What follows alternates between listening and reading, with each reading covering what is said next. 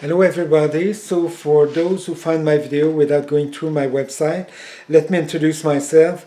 My name is Gilles Urtubise, and my name as a self-taught and multidisciplinary scientist and inventor is Gilles Urtubise, and I am the owner and the founder of the first human multi-intelligence.com. So the title of this video is how our galaxy, the Milky Way, was born and how it has evolved so far, part 5, which is the following of the part 4. And I keep continue with the paragraph which come from the article The Black Hole 4.4. So, and the number is 17.22.2.3.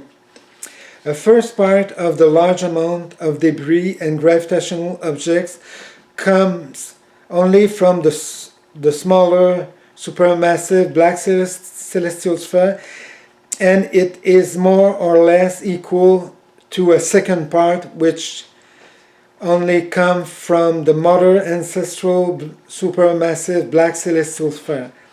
And these two parts of large amount of debris and gravitational objects are more or less equal, because by the time the smaller supermassive black celestial sphere dies, being completely transformed into debris and gravitational objects,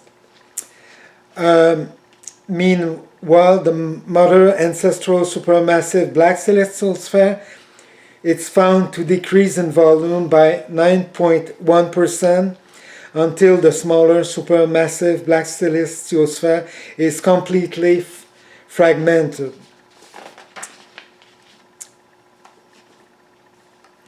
And from the moment the smaller supermassive black celestial sphere completely disappears into fragment, debris, and gravitational objects, this results in the mother ancestral supermassive black celestial sphere to completely cease its fragmentation into debris and gravitational objects to allow it to quickly close its open wound, thanks, among other things, to its rotation speed, which is equal to or greater than 716 rotations per second, and which is the fastest of all objects in the universe.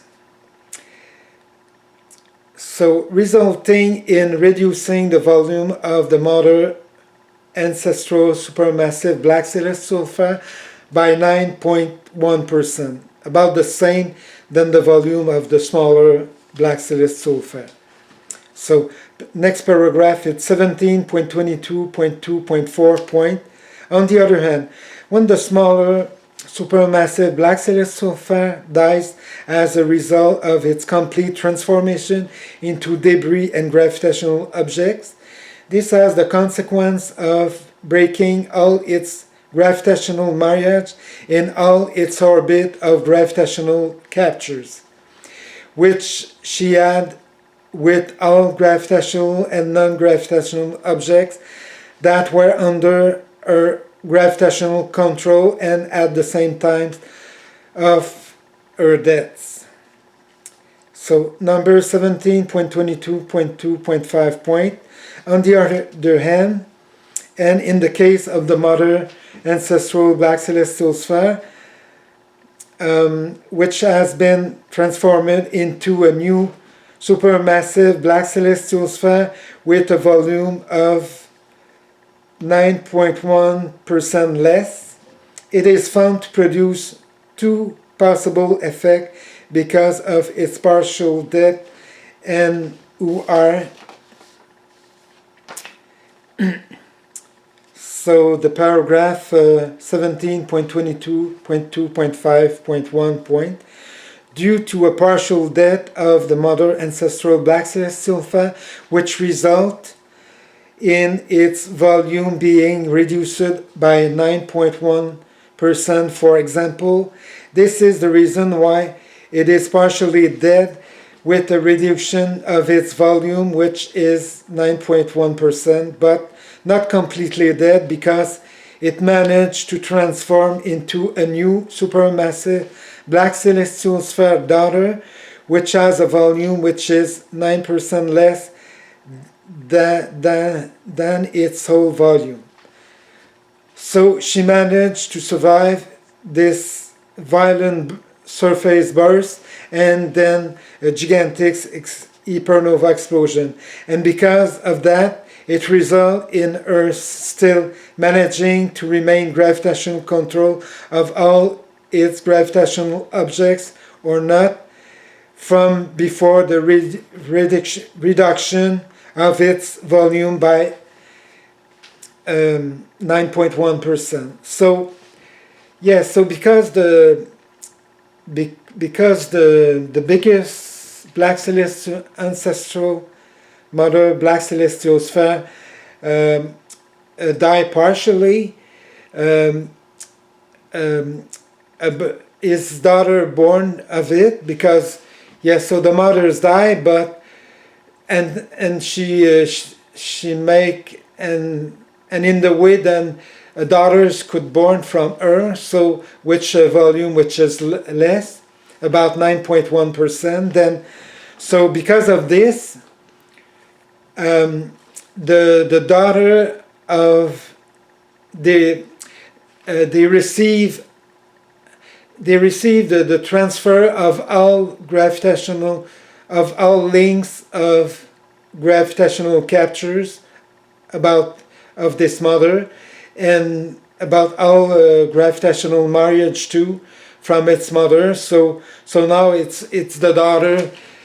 She was in the center of the galaxy of his mother, but at the same time those two galaxies join together and becomes the born of the Milky Way at the same time than the daughter. So, and just after it began, after the daughter is born, which a volume which is just less than 9.1%, just after it began to produce a new marriage and new orbits of gravitational captures with a large quantity of objects from the new nascent galaxy, which is the Milky Way, and which are small paragraph with the number 17.22.2.5.2.1 point, with all other supermassive black celestial spheres of the lower gravitational mass and power, which are at the center of a satellite galaxy and up to 56 possible satellite galaxies.